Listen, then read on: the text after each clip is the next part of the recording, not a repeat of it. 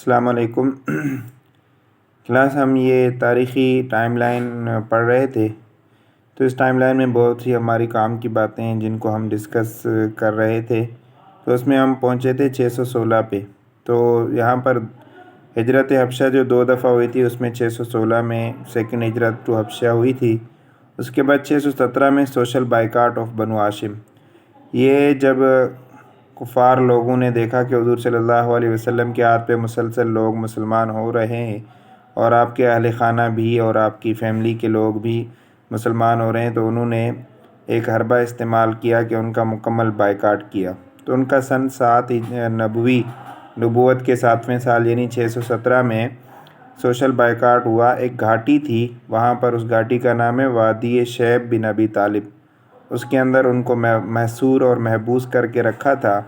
3 سال تک یہ مقاطعہ رہا اور اس میں ان کا مکمل بائیکاٹ رہا۔ اس میں تاریخی روایت آتا ہے کہ اس قدر تنگی ہو گئی تھی کہ آپ درختوں کے پتے جو ہے وہ کھانے پر مجبور ہو گئے تھے۔ تو یہ 617 اور 7 نبوی جو ہے وہ اس میں یہ واقعہ پیش آیا ہے۔ تو اس کے بعد 619 کے اندر 17، 18، 19 3 سال یہ بائیکاٹ رہا تھا۔ تو 619 کے اندر یہ بائیکاٹ ختم ہوا اور اس سال ایک واقعہ ہوا تھا، اس کو ایئر آف سورو، اس سن کو ایئر آف سورو یا یہاں پہ لکھا ہوا ہے ایئر آف سورو، یا اس کو عام الحزن کے نام سے بھی یاد کیا جاتا ہے اس سن کو 619 کو۔ اس کی وجہ یہ تھی عام الحزن، حزن یعنی غم والا سال، پریشانی والا سال۔ Year of sorrow, year of grief بھی اس کو کہا جاتا ہے، غم والا سال، ملال والا سال، پریشانی والا سال۔ اس کی وجہ یہ تھی کفار کی ان تکالیف میں جو سب سے زیادہ سپورٹ کرنے والے تھے ایک ابو طالب اور حضرت خدیجہ، آپ کی پہلی وائف ہیں۔ یہ ازواج مطہرات کے تعارف میں نے آپ کو بتایا تھا۔ آپ کی تمام اولاد سوائے حضرت ابراہیم کے، حضرت خدیجہ کے بطن سے تھی۔ حضرت ابراہیم جو ہے ماریہ قبطیہ کے بطن سے تھے۔ تو حضرت خدیجہ آپ کی پہلی وائف تھی۔ آپ کی جب حضور صلی اللہ علیہ وسلم کے ساتھ شادی ہوئی تھی تو آپ کی ایج حضرت خدیجہ کی 40 سال تھی اور حضور صلی اللہ علیہ وسلم کی ایج جو ہے وہ 25 ایئر تھی۔ تو حضرت خدیجہ نے مالی حوالے سے بھی آپ صلی اللہ علیہ وسلم کی بہت سپورٹ کی اور علمی، دینی اور یعنی ہر طریقے سے آپ کی سپورٹ کی۔ آپ فرسٹ وومین ٹو ایکسیپٹ اسلام، یعنی پہلی عورت تھی جنہوں نے اسلام قبول کیا، آپ کو بحیثیت نبی ایکسیپٹ کیا۔ ابو طالب نے بھی آپ کا بہت زیادہ ساتھ دیا، دکھ، غم، پریشانیوں میں کافروں کے ساتھ ہر طریقے سے، یعنی آپ نے ان کی سپورٹ کی۔ تو اس سال جب دونوں کا ایک ساتھ ایک ہی سال میں جب وہ انتقال ہوا تو اس کو غم والا سال قرار دیا گیا، یعنی ایئر آف سورو، عام الحزن، ایئر آف گریف اس کو کہا جاتا ہے۔ تو اس کے بعد آپ نے طائف کا سفر کیا۔ طائف کے سفر میں آتا ہے کہ آپ کو زخمی کر دیا گیا، یعنی اوباش لڑکوں کو آپ پر لگایا گیا کہ آپ پر پتھر پھینکے، آپ لہو لہان ہو گئے۔ تو آپ نے ایک باغ میں کچھ دیر آرام فرمایا، تو اس باغ کے اندر ایک غلام تھا، اس غلام کا نام تھا عداس، العین دال الف سین، عداس۔ تو اس نے آپ کو جو ہے وہ انگور لا کر توڑ کر پیش کیے تھے، تو آپ نے اس کے لیے دعا کی تھی۔ اور اس میں آپ نے معراج کا واقعہ بھی ہے۔ تو معراج کے واقعے میں آپ جو ہے 7 آسمانوں پر اللہ تبارک و تعالیٰ سے ملاقات ہوئی، اور معراج کا واقعہ 27 کی رات کو پیش ہوا، اور آپ کو 50 نمازیں فرض کر کے آسمان سے بھیجا گیا۔ پھر انبیاء علیہ السلام کے کہنے پر آپ نے نمازوں میں تخفیف کروائی۔ تو اسی طرح 5 نمازیں برقرار رہی ہمارے لیے۔ تو 5 نمازیں جو فرض ہوئی تھی وہ معراج کے موقع پر فرض ہوئی تھی۔ اس کے بعد ہے بیعت عقبہ اولیٰ۔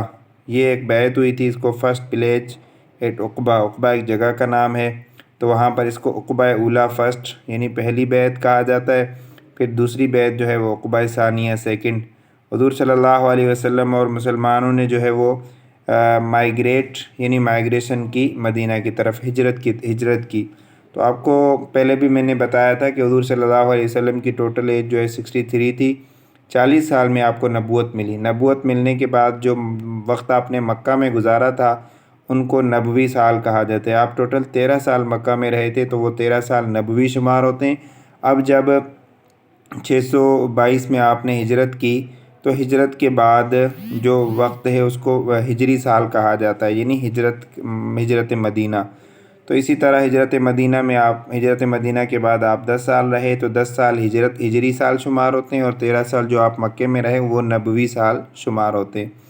تو مدینہ کے بعد سب سے پہلے جو ہے وہ غزوہ بدر 624 میں ہوئی تھی، تو 2 ہجری میں ہوئی تھی۔ آپ وہاں پر بنو قینقاع ایک یہودیوں کا قبیلہ تھا، ان کو آپ نے مدینہ سے نکالا تھا کیونکہ ان کی سازشیں جو ہے وہ مسلسل مسلمانوں کے خلاف ہو رہی تھی، تو اس لیے ان کو ملک بدر کیا تھا۔ بنو مستلق کا واقعہ ہوا تھا، یہ بھی یہودیوں کی ایک سازش تھی، جو یہودی جو ہے وہ مسلمانوں کے خلاف تھے، تو بنو مستلق کے لیے آپ نے تیاری کی، اور وہاں سے جو ہے وہ حضرت جویریہ آپ کے نکاح میں آئی۔ اس کے بعد ہے بٹل آف ٹرینچ، غزوہ خندق۔ غزوہ خندق کو جو ہے وہ اس کے ساتھ ہی آپ نے جو ہے بنو قریظہ، یہ بھی یہودیوں کا ایک قبیلہ تھا جس کو جو ہے وہ آپ نے ملک بدر کیا تھا۔ تو بنو قریظہ اور بنو قینقاع یہ دونوں یہودیوں کے قبیلے تھے، آپ نے ان کو ملک بدر کیا تھا۔ بٹل آف ٹرینچ یہ 627 میں ہوا تھا، اس کو غزوہ خندق بھی کہا جاتا ہے۔ غزوہ خندق مشہور واقعہ ہے کہ ایک خندق کھودی گئی تھی، اس خندق حضرت سلمان فارسی رضی اللہ تعالیٰ عنہ فارس ایران کے رہنے والے تھے، آپ کے مشورے سے خندق کھودی گئی تھی۔ تو خندق کھودنے کی وجہ یہ تھی کہ اتنی گہرائی کھائی کھوٹی تھی کہ اس طرف کا لشکر دوسرے طرف نہ آ سکے، تو اس کو بٹل آف ٹرینچ یعنی غزوہ خندق، اور غزوہ خندق کا دوسرا نام غزوہ احزاب بھی کہا گیا ہے۔ احزاب حزب کی جمع ہے، لائٹ چلی گئی تھی، تو بٹل آف خندق اس کو غزوہ خندق کو غزوہ احزاب بھی کہا جاتا ہے۔ تو یہ سن 5 ہجری میں ہوئی تھی، اور مشہور واقعہ اس کا سورۃ الاحزاب میں اس کا ذکر ہے۔ اس کے بعد 6 ہجری کے اندر صلح حدیبیہ کا واقعہ میں آپ کو بتایا بھی تھا شاید غزوات میں، کہ حضور صلی اللہ علیہ وسلم نے خواب دیکھا کہ آپ عمرہ کر رہے ہیں، تو آپ وہاں پر جو ہے وہ عمرہ کے لیے روانہ ہوئے۔ راستے میں پتہ چلا کہ کافروں نے آپ کا راستہ روک کر کہا کہ آپ عمرہ کے لیے روانہ نہیں ہو سکتے، تو وہاں پر آپ نے حضرت عثمان کو بھیجا تھا کہ آپ جا کر ان سے صلح کریں۔ تو یہ افواہ پھیلائی تھی کہ حضرت عثمان نعوذ باللہ شہید کر دیے گئے، تو حضرت عثمان کے خون کے بدلے آپ نے وہاں ایک بیعت کی تھی، اس کو بیعت الرضوان کے نام سے یاد کیا جاتا ہے۔ تو جب حضرت عثمان کی افواہ جھوٹی نکلی قتل کی، تو حضرت عثمان واپس آئے، تو وہاں پر باتیں ہوئی، تو وہاں پر ایک حدیبیہ مقام پر ایک صلح لکھی گئی، جس کو صلح حدیبیہ کہا جاتا ہے سن 6 ہجری کے اندر۔ تو صلح حدیبیہ کا جو معاہدہ تھا وہ حضرت علی رضی اللہ تعالیٰ عنہ نے لکھا، یہ مسلمان اور کفار مکہ یعنی مکہ کے جو کفار تھے ان کے درمیان یہ معاہدہ تھا، حضرت علی رضی اللہ تعالیٰ عنہ اس معاہدے کے لکھنے والے تھے۔ تو اس کے بعد ہے کہ غزوہ خیبر، وہاں پر آپ نے خیبر کی طرف روانہ ہوئے، اور حضور صلی اللہ علیہ وسلم نے